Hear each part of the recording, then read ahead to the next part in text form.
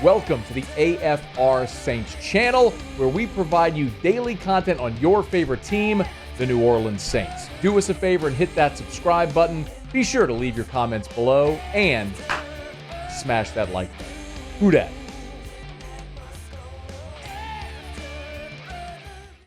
We are obviously going to spend a lot of time over this week and the coming weeks, this entire offseason, talking about Klint Kubiak becoming the Saints offensive coordinator. And it's justified. Look, Sean Payton was hired in 2006. His first coordinator was Doug Marrone. Marrone became the head coach at Syracuse. They elevate Pete Carmichael in 2009, and he's been in that role since, until now. So this is the first time since 2009 we're looking at a new idea, a fundamental shift in what the Saints are offensively, because even when Sean Payton left, still having Pete Carmichael there the last two seasons, it still just felt like an extension of the Sean Payton system. So this is the first time in 15 years that there's going to be really actually in 19 years since we've had like a true shift in ideas offensively.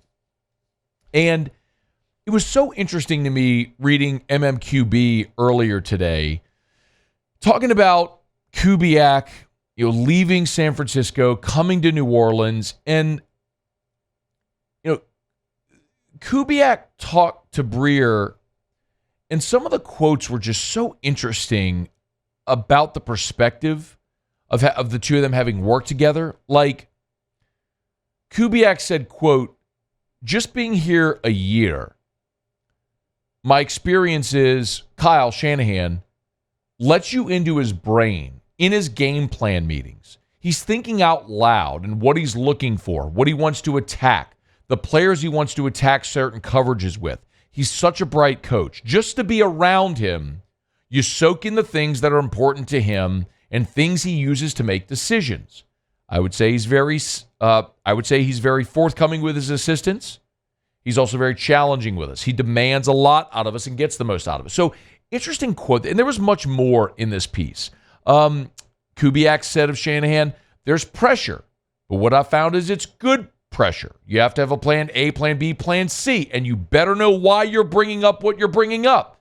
It's all for the right reasons." He goes on and on. I highly recommend you go read it. I want to just sit here and read quotes. But, what was illustrated in this explanation, to me anyway, is why teams that have gone and plucked branches off of the Shanahan-McVay tree have had success with it.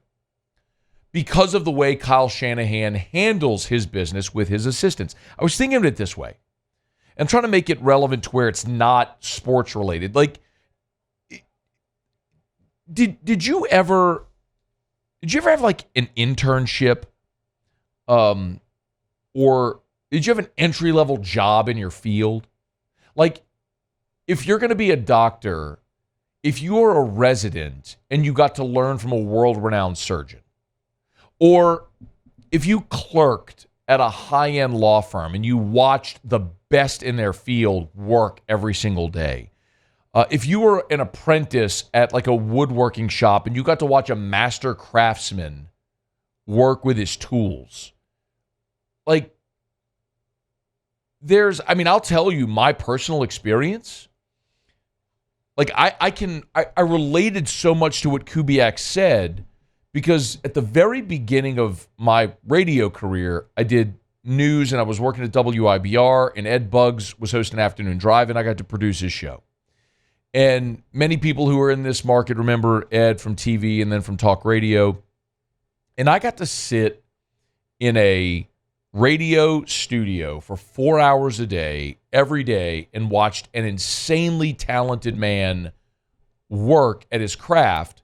And I got to watch him and his nuance, and then in breaks, just converse about why he did what he did and how he was setting things up. And those are things that to this day,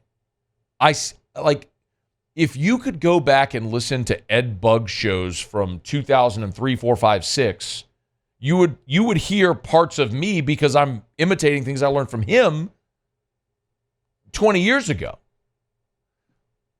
And I think of that in terms of how a doctor may learn from a surgeon, or as just like someone who's a woodworker, or learn as apprenticing in someone's shop, whatever the profession is. Like when you watch someone who is at the top of their game, if they're willing to let you into their thought process of why they're doing what they're doing, you can learn from that and then take that and blend it with your own style. So that's the hope. I'm not saying that Mike McDaniel in Miami is running the exact plays and sequence and terminology as what Kyle Shanahan's doing with the 49ers.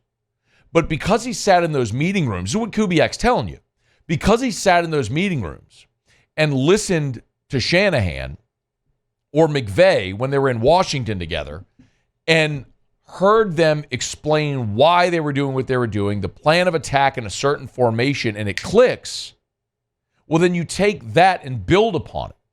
And that's my hope with Kubiak coming to New Orleans.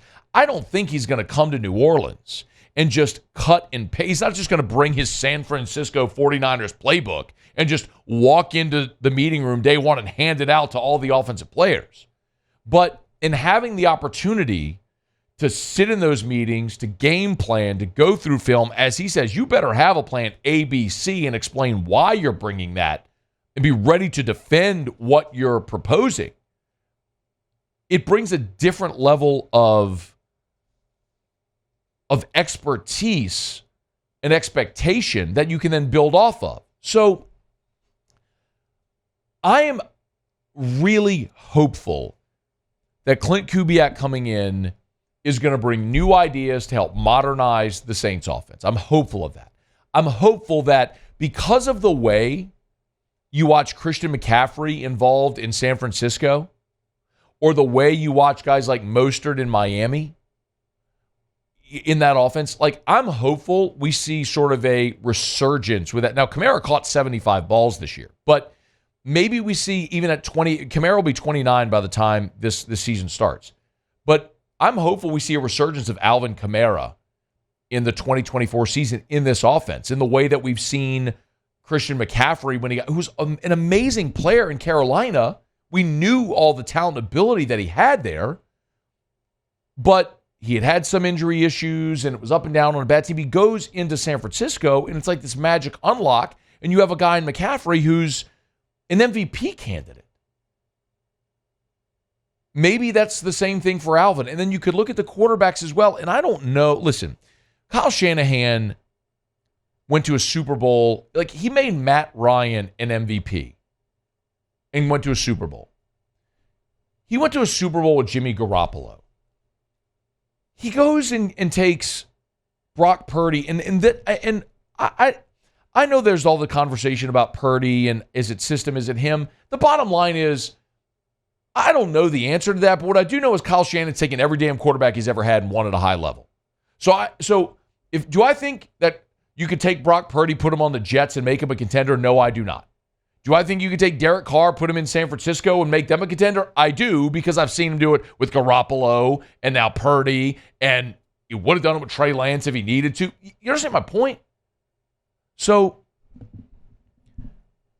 I'm hopeful that Kubiak coming to New Orleans maximizes Derek Carr, whatever that looks like. I don't think that looks like him as an MVP candidate, but can you get this guy to function within an offense to maximize the talent around you? That's my hope. That's my hope around this.